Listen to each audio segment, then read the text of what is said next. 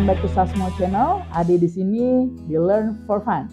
So, hari ini kita bakalan ngebahas segmen yang paling saya suka. Saya akan ngebahas terkait dengan digital transformation.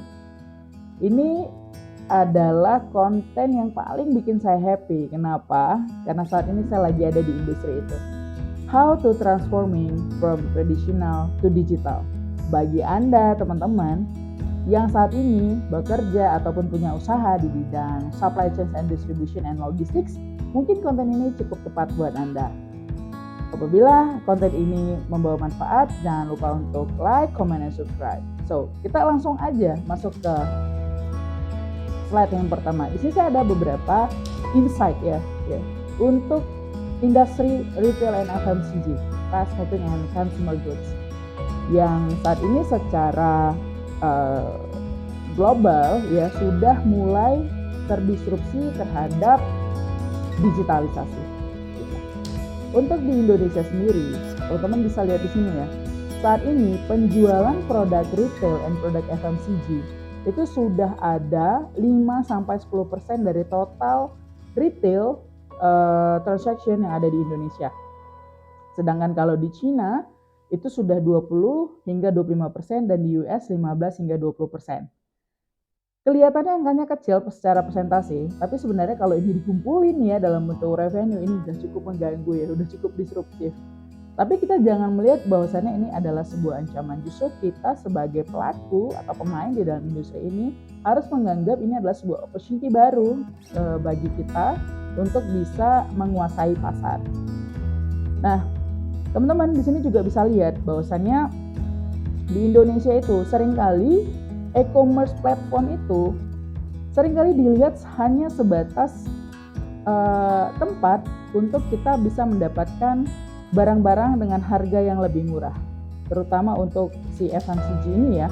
Kemudian juga seperti yang kita ketahui bersama bahwa marketing spending di digital channel ini masih sangat kecil ya. Masih sekitar 5 hingga 10% dari total budget marketing di FMCG yang biasanya lebih banyak dihabiskan di tradisional atau konvensional way. Bisa jadi budget marketingnya ditaruh di outlet, distributor, promo-promo dan lainnya kayak gitu. Nah, ini adalah beberapa insight untuk retail and FMCG yang ada di Indonesia saat ini.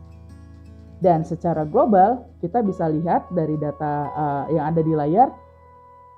Secara global transaksi di retail FMCG ya 44% itu terjadi di web rooming, di mana konsumen melihat untuk mendapatkan informasi tentang produknya lewat digital, tapi belanjanya tetap di konvensional atau di retail. Nah, ini web rooming ini udah cukup gede ya, angkanya udah hampir setengah ya, 44%. Nah, ini membuktikan bahwa kita sebagai pemasar harus hati-hati, harus taruh barang kita itu di online platform juga. Kenapa? Informasinya di situ lebih banyak diakses dan orang-orang baru belanjanya ke offline store. Di sisi lainnya juga ada yang namanya pure e-commerce. Ini share-nya sekitar 27% ya, di mana secara customer behavior-nya adalah orang-orang cari informasinya di online dan belinya juga di online. Nah, ini share-nya udah 27%. Jadi habitnya sudah mulai berubah, di mana sebelum ada teknologi orang-orang tuh melakukannya seperti ini ya, cari infonya di offline, belinya di offline. Jadi kalau groceries belanja bulanan ya harus bawa kayak troli gede gitu ya, cari informasi mana yang promo, dia beli, dia kumpulin hingga untuk 1 bulan ke depan. Sayangnya setelah ada industri internet itu, ya saat ini brick and mortar ini hanya 6% dari total retail transaction yang ada secara global gitu. Nah, di sisi lain ada yang namanya showrooming. Showrooming adalah orang-orang cari informasinya di offline tapi belinya di online. Ini seringkali ya tadi online itu sering diasumsikan tempat untuk membeli yang lebih murah. Contohnya gini, misalnya saya ingin membeli sebuah handphone. Saya udah tahu handphone apa yang pengen saya beli. Tapi saya belum merasa puas ketika saya belum pegang handphonenya. Maka saya pergi ke toko tersebut, saya pegang handphonenya, saya rasakan, saya cek kameranya, dan ini kayaknya keren. Dan ketika dibandingkan, ya harganya lebih murah ketika saya beli online. So, saya taruh lagi handphonenya di showrooming, lalu saya pesan by online karena saya bisa hemat mungkin sekitar 200-300 ribu dari sekali transaksi. Nah, ini yang sudah terjadi saat ini, teman-teman. Ini sudah tidak bisa kita hindari lagi, ini kita sudah tidak bisa denial lagi karena orang-orang sudah bertransformasi. Bagi Anda yang berada di industri retail dan FMCG, Anda juga harusnya aware dengan konsep yang sudah berjalan secara global seperti ini. Oke? Dan welcome to Omni. Ya. Ini adalah solusi bagi kita yang sudah melihat tadi transaksi sudah terjadi di 4 channel tadi ya, ada online, offline, offline. Nah, maka apa sih yang harus kita lakukan sebagai seorang pemain di retail industry atau FMCG industry, yaitu omni channel, ketika kita bisa memadukan antara teknologi dan juga manusia. Ini adalah quotes yang paling saya senang dari guru saya, ya seorang pakar pemasaran juga di Indonesia. Beliau menyatakan bahwa digital is cool but human is warm. Ya. Jadi digital itu emang keren, gitu, tapi manusia tetap lebih hangat. Makanya saat ini kita akan ngebahas beberapa tangga digitalisasi industri yang ada di Indonesia. Behavior udah kita bahas, market share udah kita bahas, kemudian omni sudah kita bahas. Saatnya sekarang kita ngebahas tangga digitalisasi. Tentunya tidak semua industri ini harus buru-buru melakukan transformasi digital, baik dari segi proses, baik dari segi marketing, baik dari segi selling dan lain-lain. Pastinya akan ada industri-industri yang cepat atau lambat akan digantikan dengan teknologi. Pastinya akan ada juga industri-industri yang pelan-pelan saja itu bertransformasi secara digitalnya. Kita coba bahas dari tangga yang pertama ya. Ini adalah tangga Human Experience Facilities Transaction. Ya, ini adalah tangga yang paling dasar di mana ya human experience, tenaga penjualan atau human di dalam sebuah proses bisnis adalah sebagai fasilitas transaction. Biasanya ini industrinya mirip kayak consumer banking, retail yang baru kita bahas ya, industri kita ya, kemudian short distance transportation, telco dan lain-lain. Jadi biasanya di industri ini manusia itu hanya untuk melakukan transaksi. Contohnya kalau di retail kita lagi belanja terus ada kasirnya, nah itu hanya sebatas transaksi. Itu sedangkan di Amazon ya, di perusahaan Amazon dia juga punya retail kayak retail store gitu, tapi sudah tidak pakai kasir lagi. Kenapa? Semuanya sudah di automate, pakai sistem, sudah pakai teknologi, sudah adaptif teknologi gitu.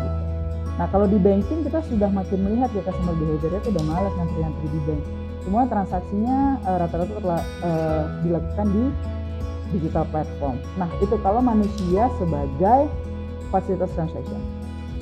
Jika kita masuk ke tangga kedua, ini adalah human experience bridge the trust gap.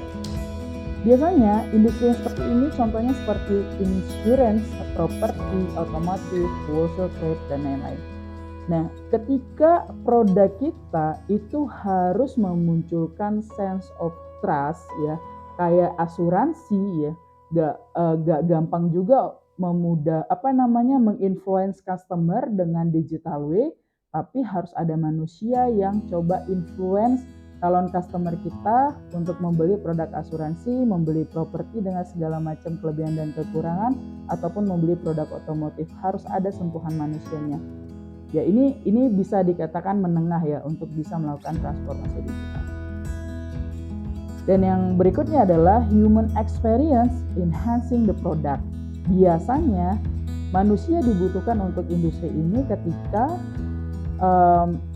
kita menjual produk-produk yang sifatnya enterprise ya, seperti enterprise B2B atau long distance transportation, penerbangan jarak jauh gitu ya, atau produk-produk kesehatan. Nah ini kenapa?